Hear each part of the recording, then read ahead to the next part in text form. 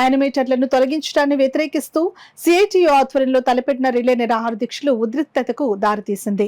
Collectorate వద్ద tent వేయడానికి వీలు లేదని, ధర్నా కూడా చేయొద్దని పోలీసులు అడ్డుకోవడంతో యానిమేటర్లు కలెక్టరేట్ ఎదుట రోడ్డుపై బైఠాయించి నిరసనకు దిగారు. ఈ సందర్భంగా ఏపీ వెలుగు వివోఏ ఉద్యోగుల సంఘం జిల్లా గౌరవ అధ్యక్షురాలు జి బేబిరాణి, అధ్యక్షురాలు గంగా భవానీ, సిఐటియు జిల్లా ప్రధాన కార్యదర్శి చెక్కల రాజ్ కుమార్లు మాట్లాడుతూ తుని, ప్రత్తిపాడు, జగ్గంపేట నియోజకవర్గాల్లో పనిచేస్తున్న వివోఏ యానిమేటర్లను కూటమి కార్యకర్తలు నేరుగా రాజకీయ వేధింపులకు పాల్పడుతూ ఉద్యోగాలకు రావద్దని అడ్డుకుంటున్నారని విమర్శించారు.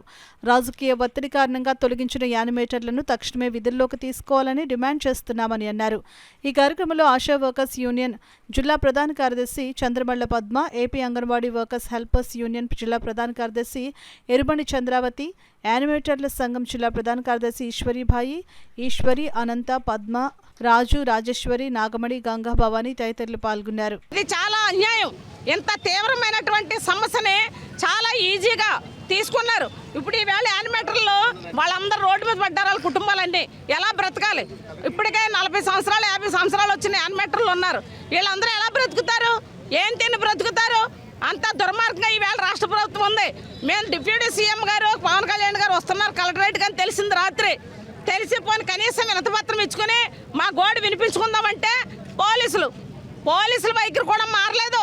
గత పోలీసులు ఎలాగైతే ఆ ఉద్యమాలు పోరాటాలను ఆపేశారో ఇప్పుడు కూడా అదే పోలీసులు అదే రకంగా ఉన్నారు.